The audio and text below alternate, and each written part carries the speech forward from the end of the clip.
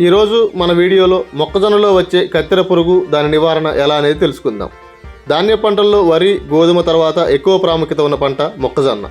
ప్రపంచంలోని ఎన్నో దేశాల్లో మొక్కజొన్నని ప్రధాన ఆహారంగా వినియోగిస్తున్నారు. మన దేశంలోని మధ్యప్రదేశ్, ఉత్తరప్రదేశ్, మహారాష్ట్ర, కర్ణాటక, తమిళనాడు, ఆంధ్రప్రదేశ్, అదేవిధంగా తెలంగాణలోనూ మొక్కజొన్నను ఎక్కువగా సాగు చేస్తున్నారు. అయితే ఈ పంట సాగులో అనేక రకాల చీడపీడలు వచ్చి పంటను నష్టపరుస్తున్నాయి. మొక్కలో వచ్చే చీడపీడలలో కత్తెర పురుగు ఒకటి. దీనిని ఫాల్మ్ ఆర్మీ వార్ అని కూడా అంటారు. ఈ పురుగు మొక్కజొన్న పంటపై అధికమైన ప్రభావాన్ని చూపుతుంది. దాదాపు మొక్కజొన్న సాగు అయ్యే అన్ని రాష్ట్రాల్లో ఈ కత్తెర పురుగు వల్ల రైతులు ఇబ్బంది పడటం జరుగుతుంది. ఈ కత్తెర పురుగు మందులకు రోగనిరోధక శక్తిని అభివృద్ధి చేసుకోవడం వల్ల దీని నివారణ అనేది కష్టంగా మారింది. దీనిని కట్టడి చేయడానికి వారానికి 1 నుంచి 2 సార్లు మందుని పిచికారీ చేసినప్పటికీ ఫలితం లేకుండా పోతుంది. ఈ కత్తెర పురుగు అనేది అన్ని కాలాల్లోనూ వ్యాపిస్తుంది. దీని యొక్క జీవితకాలం వేసవిలో అయితే 30 రోజులు కాగా మిగిలిన కాలాలలో 60 రోజుల వరకు ఉంటుంది.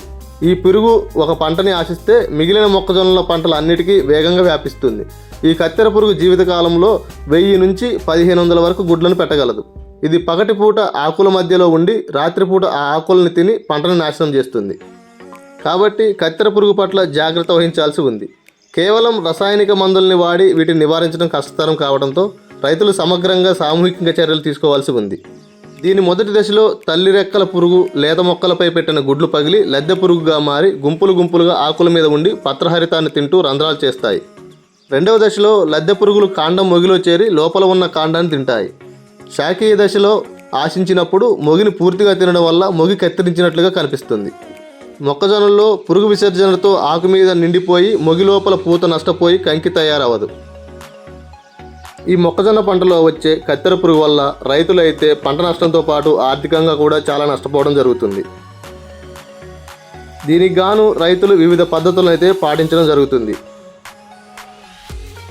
ఈ కత్తెర పురుగు వ్యాపించిన పంటలలో ఉన్నటువంటి లక్షణాలను గమనించినట్లయితే, అదేవిధంగా మొగిని లాగితే తేలిగ్గా ఊడి రావడం మనం చూడవచ్చు. ఇది కంకి దశలో ఉన్నప్పుడు అప్పుడే ఏర్పడుతున్న గింజల్ని తింటూ ఉంటుంది.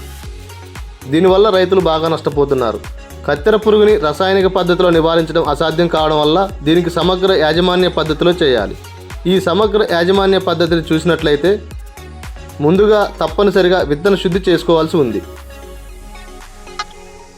ఈ విత్తన శుద్ధి కోసం సైంట్రానిప్రోల్, పియామిడాక్సిన్ 1 కేజీ విత్తనానికి 5 ml చొప్పున పట్టించి ఆ తర్వాత నీటితో నానబెట్టుకొని విత్తుకోవాలి. అదేవిధంగా ఎప్పటికప్పుడు పంటలో కలుపు మొక్కలు లేకుండా ఉంచుకోవాలి. మొక్కజొన్నలో సాధారణంగా ఏకపంటగా కాకుండా కంది పంటను అంతర పంటగా వేసుకుంటే మంచిది. ఈ మొక్కజొన్న పంటలో 1 ఎకరాకు 10 నుంచి 12 పక్షి గూళ్ళని ఏర్పాటు చేసుకోవడం వల్ల పక్షులు ఎప్పటికప్పుడు కత్తెర పురుగు లార్వాల్ని తింటూ పంటకు కొంతమేర నష్టాన్ని తగ్గిస్తాయి. పంట విత్తుకున్న 45 రోజుల నుంచి ఎకరాకి 5 నుంచి 6 లింగాకర బుట్టల్ని అమర్చి పురుగు ఉధృతిని గమనిస్తూ ఉండాలి. ప్రతి 2-3 రోజులకి ఒకసారి పంటల్ని పరిశీలిస్తూ గుడ్లు, లద్దె పురుగుల సమూహాన్ని ఏరి నాశనం చేయాలి. జీవ సంబంధిత మందులైన బాసిల్లస్ తురింజిస్ 2 గ్రాముల చొప్పున లేదా మెటారిజిసం అనిసోపం 5 గ్రాముల లీటర్ నీటిలో కలిపి పంటపై పిచికారీ చేసినట్లయితే కొంతమేర లాభం ఉంటుంది. సమగ్ర యాజమాన్య పద్ధతిని పాటించలేనప్పుడు రసాయనిక పద్ధతిని పాటించాలి.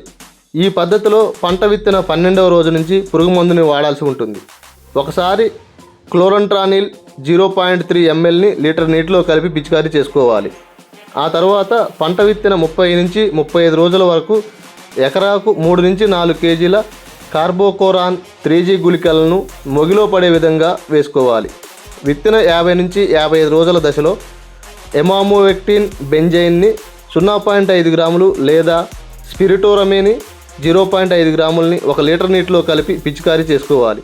ఈ సమగ్ర యాజమాన్య రసాయన పద్ధతుల ప్రాచుర్యంలో లేనప్పుడు విషపు ఎర అనే రైతుల పద్ధతి ఒకటి రైతుల వద్ద ప్రాచుర్యంలో ఉంది. అదేంటంటే 10 కేజీల తవుడు 1 కేజీ బెల్లంతో కలిపి రాత్రి అంతా నానబెట్టి పులియబెట్టాలి. మరుసటి రోజు ఈ మిశ్రమాన్ని మోనోక్రోటోపాస్ 500 ml కలిపి చిన్న ఉండలుగా వేసుకొని మొక్కజొన్న మొగిలో వేసుకోవడం వల్ల వాటిని తిని పురుగులు చనిపోయే అవకాశం ఎక్కువగా ఉంది. రైతులు సరైన సమయంలో పురుగుల్ని గుర్తించి పై పద్ధతిలో ఒకదాన్ని లేదా సమూలంగా పాటిస్తే కత్తెర పురుగుని అదుపు చేసుకొని మొక్కజొన్న పంటని కాపాడుకొని ఎక్కువ దిగుబడిని పొందాలని కోరుకుంటున్నాం. ఈ వీడియో మీకు నచ్చినట్లయితే లైక్ చేయండి, షేర్ చేయండి, కామెంట్ చేయండి.